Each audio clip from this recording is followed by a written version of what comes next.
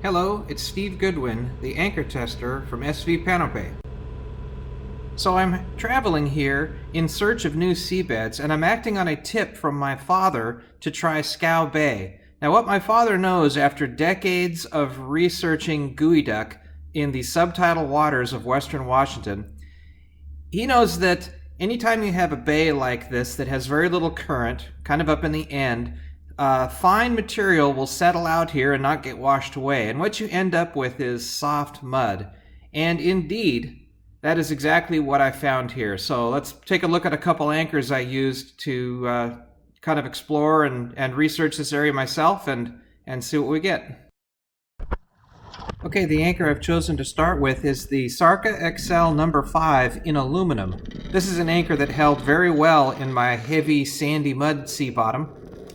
It's kind of a full-size anchor, but just a bit more than half the weight of the steel version of this very same anchor. Anyway, start off here. The anchor disappears right away. This is going to be a very difficult place to film, I can see right off the bat. And here I've got 150 pounds of thrust.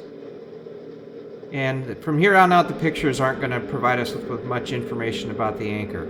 I'm at 200 pounds of thrust in reverse. 250. We are in 26 feet of water. I'm using an all-chain rode of 3/8 triple B. It's 105 feet long, and if you figure in my bow roller, it equates to a scope of 3.5 to 1. Fortunately, I don't see any eelgrass here or other heavy weeds, so it's mostly just the mud. I'm holding these power settings just for a few seconds each. I want to just get right through it and get right up to high holding power to see what happens.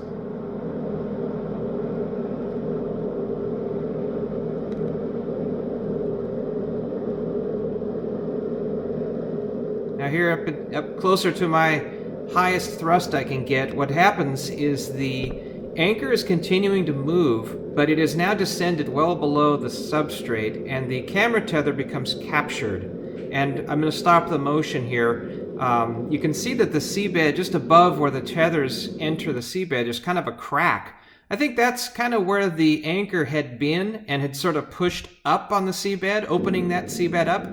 But from here on out, the camera is now in the mud. From the sound of the camera traveling, you can hear that it's much smoother sounding than the old sandy mud site, which you'd hear much more grit. This is far more slimy, clay-like mud. So this is the max thrust I can produce. It's 680 pounds, and from the surface I could tell that the anchor was still moving just slightly, and the sound that we hear confirms that.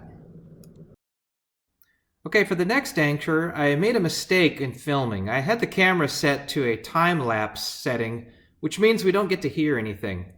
The anchor is a 45-pound steel Spade anchor. I've dropped it in virtually the same spot, same depth, same scope as that XL test.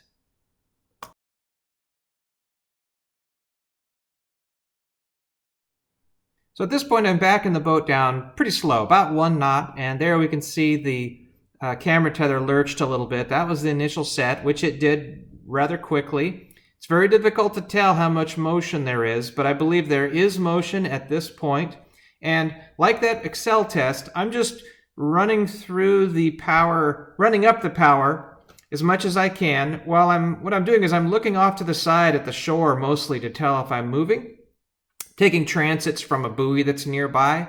And what I can tell you, first of all, is that this anchor does not hold as well as the XL in this substrate. I never did get to the full power setting. Somewhere along here I was at 500 pounds and the anchor wasn't moving much, similar to the XL. But then when I increased the thrust to 610 pounds, the motion increased substantially. I didn't look at the GPS. I think we were doing not 2 knots, but certainly 1 knot. Anyway, I discontinued at that point. We should also note that the camera tether never became captured and the camera never plunged downward into the seabed. That tells me that this anchor did not penetrate as deeply as the XL. I can report that it did take far more pull to dislodge the Spade than the XL. Both anchors were dislodged with the road absolutely vertical, and both anchors came up surprisingly free of mud. Well, that was a very revealing test. I found that substrate to be substantially different than my previous substrates, and I think for folks in other parts of the world, say that like the Chesapeake Bay, that is notorious for having very soft mud, I think this test site is probably going to be more applicable to them than a lot of my other tests.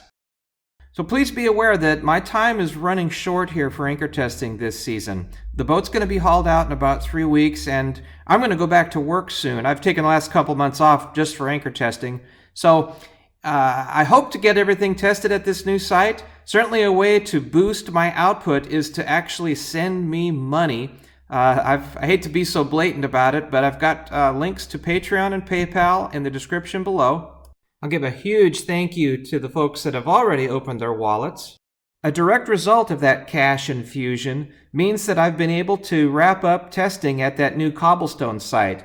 Now, I'm editing that video now, and the pictures are just really remarkable, so don't miss that video. It's coming up soon, and it's really going to be a good one. Anyway, thanks for watching. Anchor safely, and so long.